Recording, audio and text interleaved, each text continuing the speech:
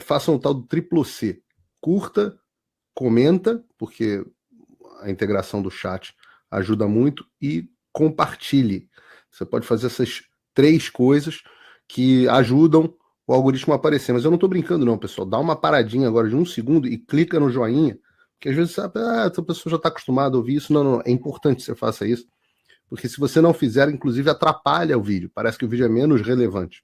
Então... No Rio de Janeiro, 6 dos 12 detidos por terrorismo, atear fogo em ônibus com passageiro dentro é um ato de terrorismo. 6 dos 12, metade, portanto, até os petistas conseguem fazer essa conta de matemática, já estão soltos. Isso é convite a mais atentados. Isso é o cerne do problema no Brasil. A impunidade. Não dá para falar em combater a criminalidade enquanto houver esse tipo de impunidade. Impunidade para marginais de verdade. Porque, para quem critica o STF ou faz protesto em frente a quartel, aí é 17 anos de prisão, censura prévia, conta bancária congelada há 11 meses quase, passaporte cancelado e por aí vai. É ou não é? O PT foi lá espalhar fake news. Milícia bolsonarista promove terrorismo no Rio. Irresponsável, leviano, e pergunta, está na página oficial do PT, o ministro Alexandre de Moraes vai incluir o PT em algum inquérito de fake news? Vai mandar polícia para lá? Vai suspender a conta do Twitter? Bom, pergunta retórica, claro que não, né? E eu não queria trazer aqui para vocês a resposta grosseira, mas às vezes é mais grosseiro um governador que trata como idiota o povo. Esse Cláudio Castro é muito fraco, né? Você vê ele falando, você vê. É o cara que é a tartaruga em cima da cerca. Alguém botou lá, né? Talvez Bolsonaro. vamos ter que culpar o Bolsonaro por essa. Bom, a alternativa parece que era muito pior, mas o crime organizado que não ouse desafiar o poder do Estado. Isso é uma palhaçada? Né? Tá faltando o quê para considerar que houve um desafio? Invadirem o palácio e fazer o que o Hamas fez com as meninas israelenses? Então, assim, pelo amor de Deus, né? Vamos falar sério aqui. Vamos falar sério. O Rio de Janeiro é um narco-estado. É o reflexo do que o Brasil está se transformando. O Brasil olha para o Rio e fala, eu sou você amanhã. Eu sempre disse que o Rio é o Brasil turbinado, né? Eu sei que eu vivi 38 anos da minha vida lá e há 8 anos e meio piquei a mula, em boa parte por conta disso e por conta da reeleição da Dilma Rousseff em âmbito nacional. Se o Brasil é o país do jeitinho, o Rio é a capital da malandragem. Se o Rio é um narco-estado, o Brasil está virando cada vez mais um país dominado por traficantes, com representantes em tudo que é lugar, inclusive no Poder Judiciário, inclusive, pelo visto, na mais alta instância. Por falar nisso, entregamos o relatório da CPMI. Facebook está tendo algum problema de transmissão.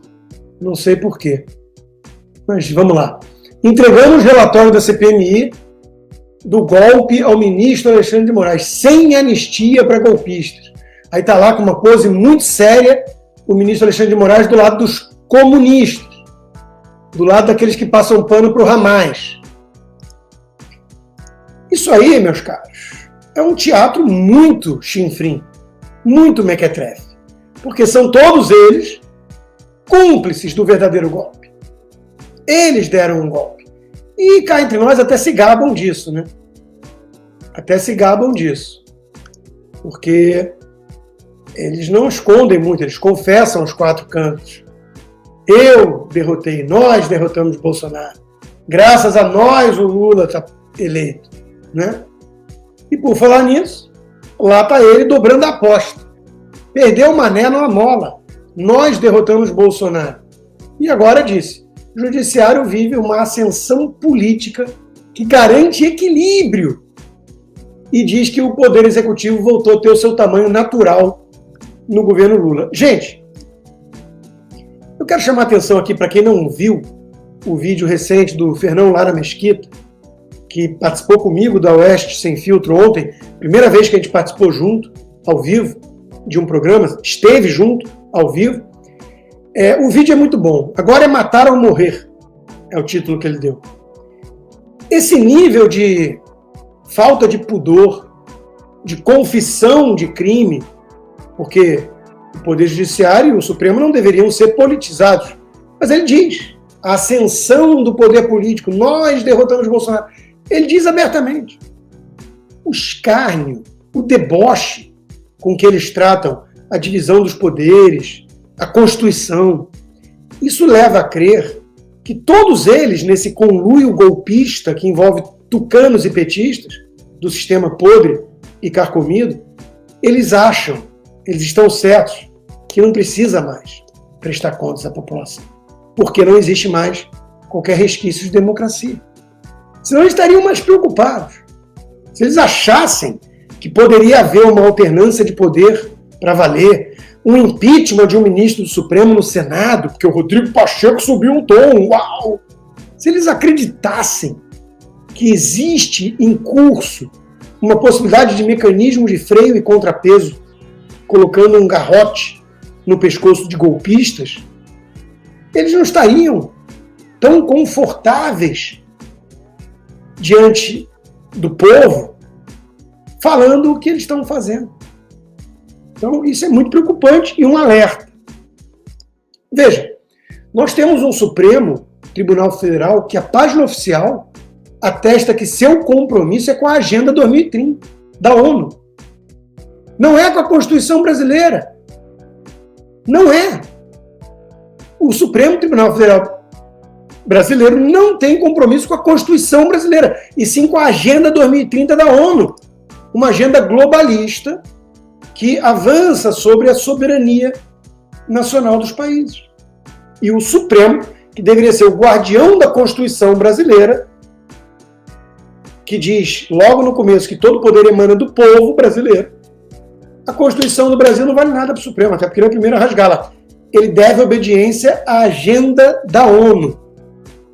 A ONU cujo presidente andou destilando antissemitismo nível DCE, nível PCO, nível PT. Aí a Globo News vai lá e diz: acho lamentável ver esses senhores criticando uns aos outros, que não conseguem aprovar uma resolução e dar uma resposta para a humanidade.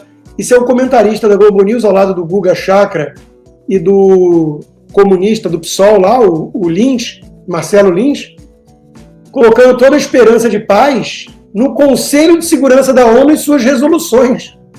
É como diz o Leandro Russo, a profundidade da análise da militância petista da redação do Globo é impressionante. Ela acredita realmente numa resolução da ONU resolvendo alguma coisa. Lembrando, é um instrumento político vazio, da extrema esquerda, e no final manda quem tem arma. É o xerife da humanidade aí, né, do Ocidente, pelo menos, que são os Estados Unidos. Porque se dependesse da ONU, o mundo hoje falava alemão, ou pelo menos chinês, mandarim. Se dependesse do Conselho de Segurança da ONU, pior ainda, porque a Rússia tem poder de veto.